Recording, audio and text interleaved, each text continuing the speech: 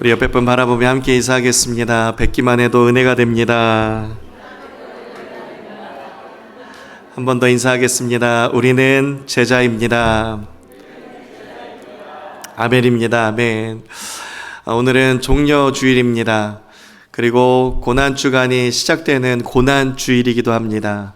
우리 내일부터 고난주간 특별 새벽기도회가 시작되는데 예수님의 행적을 각 요일마다 이렇게 같이 따라다니면서 그 안에서 주시는 은혜 음성 함께 듣고자 합니다.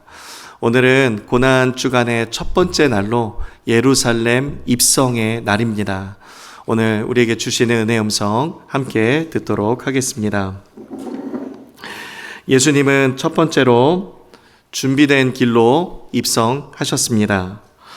오늘 본문 1절 말씀에 보면 예수님과 제자들이 예루살렘에 가까이 와서 감람산 벳바게와 베다니에 이르렀을 때에 예수님이 제자 2명을 보냈습니다. 맞은편에 가면 마을이 있는데 거기에 이렇게 묶여져 있는 나귀 새끼가 있을 것이다. 그걸 끌고 와라 하셨습니다. 그래서 제자들이 가서 보니까 정말 나귀 새끼가 묶여 있었습니다.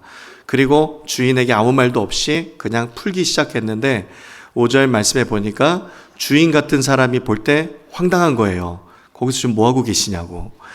그런데 예수님이 가르쳐 주신 대로 주가 쓰시겠다 하시니까 마치도 이 핸드폰 패스워드 넣어서 딱 풀리는 것처럼 기다렸다는 듯이 풀어서 가져가게 하였습니다. 그래서 풀어서 예수님께 나귀 새끼를 가져가게 되었습니다. 예수님은 아무 계획 없이 그냥 예루살렘으로 입성하신 게 아니었습니다. 예수님은 나귀 새끼를 준비해 놓고 계셨습니다. 우리에게도 주시는 영적인 메시지가 있습니다. 우리가 십자가의 길을 걸어갈 때에 우리는 아무 준비 없이 주님이 걸어가게 하시지 않습니다. 그 가운데에 필요한 것들을 다 준비해 놓으십니다. 아브라함을 보면은 알 수 있습니다. 아브라함에게 하나님께서 창세기 22장에 너는 내 아들 이삭을 데리고 가서 모리아의 한 산에서 나에게 번제로 바치라 라고 말씀하셨습니다. 그런데 가보니까 어떻습니까? 번제로 드릴 양을 하나님께서 이미 준비해 놓으셨습니다. 모세가 이스라엘 백성을 데리고 출애굽할 때에 하나님께서 권능의 지팡이를 준비해 주셨고, 그리고 사람의 눈에 보이지 않지만 하나님은 벌써 홍해가 가로막을 때에 그 홍해 가운데 바다의 길을 준비해 놓으셨습니다. 다윗이 골리앗 앞에 서게 될 때에 그냥 선 게 아닙니다. 들판에서 사자와 곰을 상대로 수도 없이 물맷돌을 던졌습니다. 그렇게 물맷돌 던지는 훈련과 연습을 하나님께서 준비해 두셨습니다. 그리고 또 솔로몬에게는 지혜를 준비해 주셨고, 그리고 베드로가 사람을 낚는 어부가 되기 위하여서 예수님께서 배 가까이에 고깃대를 모아 놓으셔서 사람을 낚는 어부가 될 것을 증표로 보여주셨습니다. 오늘 본문 말씀, 이 나귀는 분명히 묶여 있었습니다. 그런데 예수님이 풀어서 데리고 오라고 말씀하셨습니다. 이것은 예수님이 십자가의 길을 지금 걸어가시는데 이제 곧 죄에 묶여있는, 사망 권세에 붙잡혀 있는 우리를 그 죄에서부터 풀어 자유롭게 하실 것을 미리 예표로 보여주신 것입니다. 예수님이 가라고 하실 때에는 그만한 이유가 다 있기 때문에 가라고 하시는 것입니다.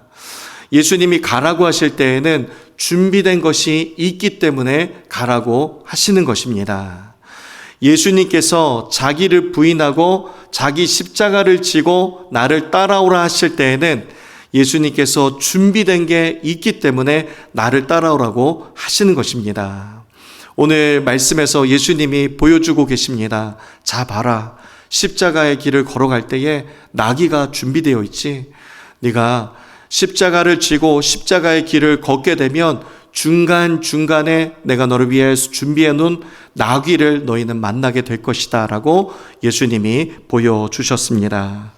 여러분이 순종하는 그 자리에 하나님께서 준비해 놓으신 것이 있습니다. 순종하는 그 마음으로 고난주간을 맞이하시는 저와 여러분이 될 수 있기를 간절히 소망합니다. 두 번째, 예수님은 겸손한 방식으로 예루살렘에 입성하셨습니다. 당시 왕이 입성할 때에는 말을 타고 입성했습니다. 근데 예수님은 나귀를 타고 입성하셨습니다. 사진을 한번 보시면 왕은 이렇게 위풍당당하잖아요. 이렇게 막 당당하게 힘있고 권세 있는 그 모습으로 이렇게 말을 타고 아주 멋있게 입성하는데, 그에 비해서 예수님은 너무 초라한 나귀를 타고 이렇게 입성하셨단 말이죠. 예수님이 왜 나귀를 타셨을까요? 두 가지 이유 때문입니다. 첫 번째는 말씀의 성취를 이루기 위해서였고, 그리고 두 번째는 겸손의 왕으로 오시기 위해서였습니다. 이를 뒷받침해주는 성경 구절, 스가랴 9장 9절 말씀 함께 읽겠습니다. 시작. 시온에 따라 크게 기뻐할지어다. 예루살렘에 따라 즐거이 부를지어다. 보라, 내 왕이 내게 임하시나니 그는 공의로우시며 구원을 베푸시며 겸손하여서 나귀를 타시나니 나귀의 작은 것 곧 나귀 새끼니라. 아멘. 예수님은 말씀의 성취로 나귀 새끼를 타신 것이고, 그리고 겸손하여서 나귀를 타신다고 하였는데, 예수님은 이 땅에 겸손의 왕으로 오셨습니다. 예수님의 삶의 키워드를 보면 높은 것이 하나도 없습니다. 예수님은 낮은 것을 좋아하셨고, 낮은 것에 관심이 있으셨고, 낮은 곳에 거하셨습니다. 예수님은 태어나실 때 작은 동네 베들레헴에서 태어나셨고, 부유한 궁전에서 태어나신 게 아니라 누울 곳이 없어서 말구유에서 태어나셨습니다. 예수님은 가난한 목수의 아들로 태어나셨고, 사역을 하시는 동안에도 머리 둘 곳조차 없으셨습니다. 그리고 세상의 왕들은, 세상 사람들은 멋있는 말을 타기를 원하셨지만, 예수님은 초라한 나귀 새끼를 타고 예루살렘에 입성하셨습니다. 예수님은 시작도 낮은 곳에서 시작하셨고, 사역의 전반적인 모든 사역의 모든 길들이 다 낮은 곳으로 통하였고, 그리고 예수님의 마지막 모습까지도 보잘것없는 새끼 나귀를 타고 입성하셨다는 것이죠. 예수님은 높은 곳에 관심이 없으십니다. 낮은 곳에 관심이 있으십니다. 종려주일은 무엇하는 날이냐? 종려주일은 내가 타고 있던 말에서 내려서 예수님이 타고 계신 것과 같이 나귀의 자리로 옮겨가는 날, 그 날이 바로 종려주일입니다. 여러분, 알게 모르게 눈이 너무 높아지지 않으셨습니까? 알게 모르게 마음이 너무 높은 곳에 있지 않으십니까? 마음이 높은 곳에 있을 때에 두드러지게 나타나는 현상이 있습니다. 기도가 줄어듭니다. 그리고 어느샌가 감사가 줄어들게 됩니다. 여러분, 마음이 너무 높아져서 기도하지 않아도 그냥 사라지네라고 하면서 살고 계시진 않습니까? 감사를 잃어버리지는 않으셨습니까? 여러분, 예수님처럼 더 낮은 곳에서 고난주간을 맞이하시는, 그곳에서 주님을 만나시는 우리 한빛의 모든 성도님들 다 되시기를 주님의 이름으로 축복합니다.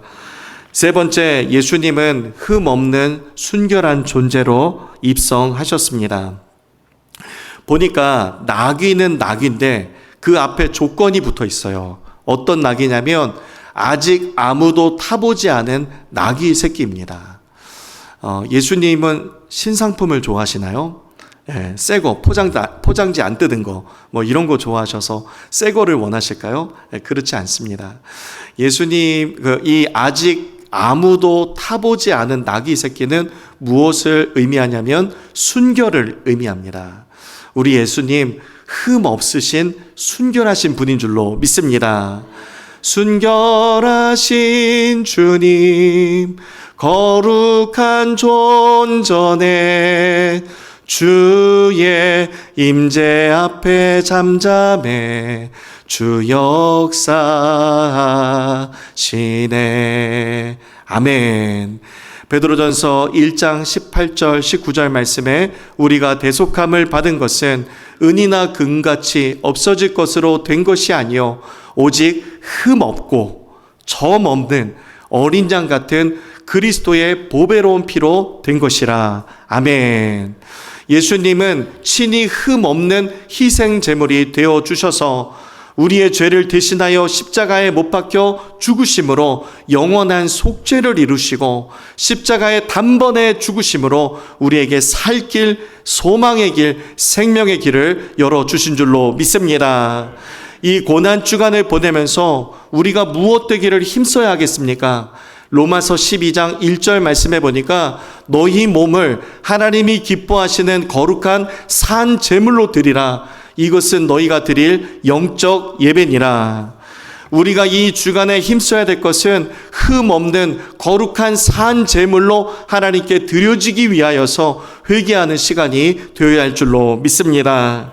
한 주간 여러분 한 끼씩 작정하면서 금식하시고 미디어 금식도 하시면서 주님 뜻대로 살지 못한 것, 알게 모르게 주님보다 더 사랑하며 살고 있던 것, 알게 모르게 주님보다 더 의지하며 살고 있던 것, 주님보다 더 앞장 세우며 우선순위에 들고 살고 있었던 것, 주님의 십자가 앞에 다 내려놓고 주님 앞에 내려놓고 주님 앞에 정직한 마음으로 고백하며 주님만이 우선순위이다라고 고백할 수 있는 그런 한 주간이 되시기를 주님의 이름으로 축복합니다.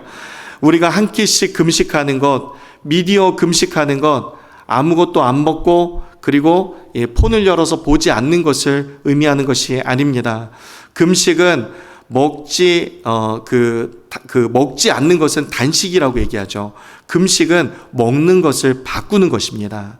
그냥 안 먹고 시간을 보내는 것이 아니라 그 먹는 것 대신에 하나님의 말씀을 먹는 것이 금식입니다. 여러분 한 끼씩 금식하셔서 한 주간 동안에 하나님의 말씀이 여러분의 삶에 풍요롭게 넘치시기를 주님의 이름으로 축복합니다. 마지막 네 번째, 팬인가 제자인가 하는 것입니다. 예수님이 지금 걸어가신 곳은 예루살렘을 바라보며 걸어가셨습니다. 그런데 실제로 예수님은 십자가를 바라보며 십자가를 향하여서 걸어가셨습니다.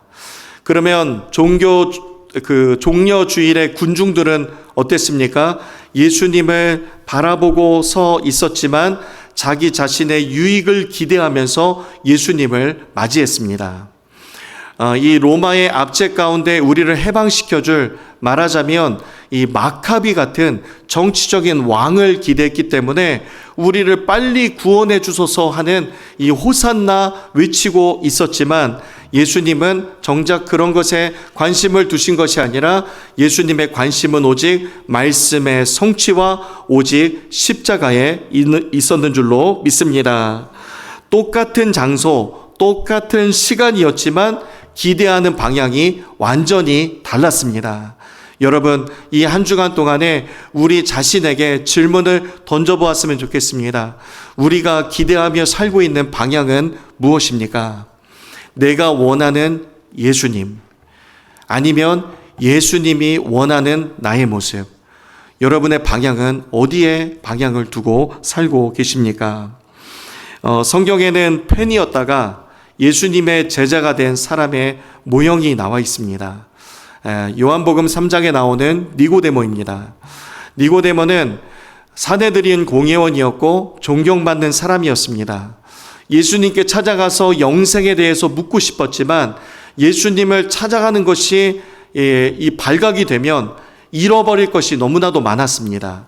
그래서 택한 방법이 무엇이었냐면 밤중에 몰래 예수님을 찾아가는 거였어요. 밤중에 몰래 예수님을 찾아갔을 때 예수님은 니고데모의 그 마음을 꿰뚫어 보고 계셨습니다. 그래서 요한복음 3장 3절과 5절 말씀에 거듭나지 아니하면 하나님의 나라를 볼 수 없다. 물과 성령으로 거듭나야 하나님의 나라를 볼 수 있다라고 이렇게 말씀해 주셨습니다. 그로부터 시간이 지나서 요한복음 19장에 이르러서 예수님이 십자가에 못 박혀 죽으셨어요. 그때 니고데모는 어떻게 합니까? 모략과 침향, 백트라쯤 섞인 것을 가져다가 아리마대 사람 요셉과 함께 예수님의 시신을 장사를 지냈습니다. 이제는 누가 보든지 보지 않든지 상관없이 예수님의 제자로 서게 된 것입니다. 니고데모는 팬이었다가 예수님의 제자가 된 사람입니다. 여러분, 팬과 제자는 다릅니다. 팬은요, 환호합니다. 그런데 예수님의 제자는 예수님을 따라갑니다. 팬은 예수님을 향해 서 있지만 제자는 예수님이 걸어가신 그 길로 같이 따라서 걸어갑니다. 팬은요, 예수님이 잘 될 때 함께 있지만 제자는 예수님이 고난 받을 때에도 함께 있습니다. 유명한 베스트셀러이죠. 네, 카일 아일드먼 목사님이 쓰신 Not a Fan이라고 하는 팬인가 제자인가라고 하는 책이 있습니다. 이 책에 이러한 글이 기록되어 있습니다. 함께 같이 읽겠습니다. 시작. 예수님의 제자로 자처하는 사람은 널려 있지만 예수님과의 관계를 진지하게 돌아보고 나서도 자신 있게 제자라고 말할 사람은 많지 않을 것이다. 그들은 그냥 팬이다.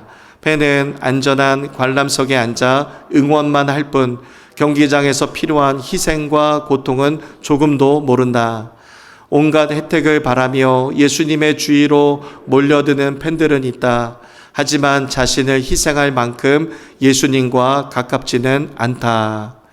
그래서 이 저자는 마지막에 이렇게 묻습니다. 당신은 팬입니까? 제자입니까? 여러분, 우리에게 질문을 던졌으면 좋겠습니다. 나는 팬인가? 제자인가? 놀라운 사실은요, 예수님은 한 번도 팬을 부르신 적이 없습니다. 처음부터 자기들이 좋아서 따라다녔고, 그리고 그렇게 좋다고 따라다니고 종려나무까지 흔들면서 환호하다가 약 4, 5일 뒤에 예수님을 십자가에 못 박으라고 외치는 군중이 되었습니다. 예수님이 부른 사람은 오직 제자밖에 없습니다. 예수님은 제자에만 관심이 있었습니다. 요한복음 6장 말씀에 오병이어 사건 이후에 예수님은 생명의 떡이신 예수님을 먹어야 된다라고 말씀을 하세요. 그런데 사람들이 뭐가 이렇게 어려워? 이게 무슨 말이야? 하면서 이 떡을 먹고 배불렀던 사람들이 예수님을 떠나 다 그냥 뿔뿔이 흩어졌습니다. 그러고 예수님께서 제자들에게 하신 말씀이 무엇이었습니까?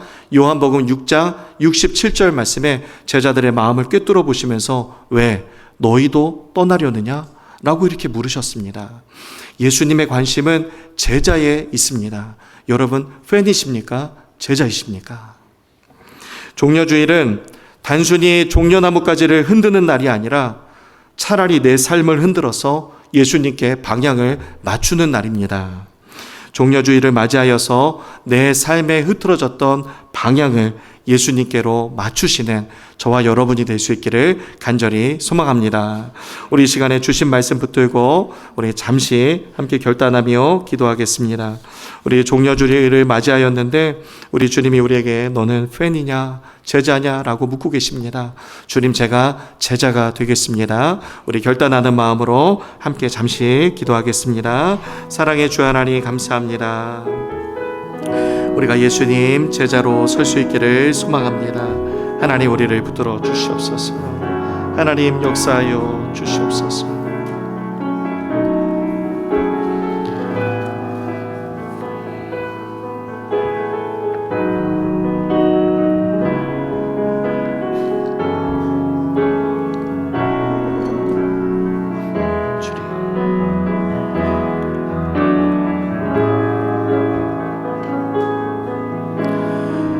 주님, 우리가 십자가를 지고 예수님을 따르는 제자가 되기를 원합니다. 예수님은 높은 곳에 관심이 없으셨습니다. 하나님, 알게 모르게 우리가 말을 타고 살고 있진 않습니까? 예수님처럼 나귀의 자리로 내려가게 하여 주시옵소서. 하나님, 우리도 거룩한 산 제물로 하나님 앞에 드려져야 하는데 하나님이 고난 주간에 깎이고 다듬어지고 만들어지는 하나님 귀한 기간이 되게 하셔서 주님 앞에 흠없는 거룩한 산 제물로 하나님 영적 예배로 드리는 우리 모두가 될 수 있도록 주님 붙들어 주시옵소서. 십자가의 길 걸어갈 때에 우리 주님이 동행하시기 때문에 하나님 중간중간에 나귀를 준비해 주시는 줄로 믿습니다. 하나님 준비해 주시는 주님을 신뢰하며 하나님 아버지 순종의 마음으로 오늘도 걷게 하여 주시옵소서. 너희는 팬이냐 제자냐, 왜 너희도 떠나려느냐, 우리 주님이 우리에게 물으십니다. 아닙니다. 저는 하나님 4, 5일 뒤에 예수님을 십자가에 못 박으라고 외치는 군중되고 싶지 않습니다. 하나님 끝까지 주님의 고난에 동참하는 제자 되기를 소망합니다. 하나님 세상에 하나님 아버지 욕심과 하나님 세상의 낙을 따라가는 것이 아니라 하나님의 말씀의 법도를 따라 하나님 십자가를 지고 주님을 따르길 원합니다. 하나님 자기 부인이 일어나는 시간이 되게 하여 주시옵소서. 나를 깨뜨려 부인하며 오직 예수로 살고자 결단하는 하나님 아버지 이 성만찬 예식이 되게 하여 주시고 결단의 마음으로 주님 앞에 나아가는 하나님이 거룩한 시간이 되도록 하나님 이 식탁을 성별하여 주시옵소서. 하나님 역사하여 주시옵소서. 주님 감사합니다. 감사드리며 예수님의 이름으로 기도하옵나이다. 아멘. 아멘.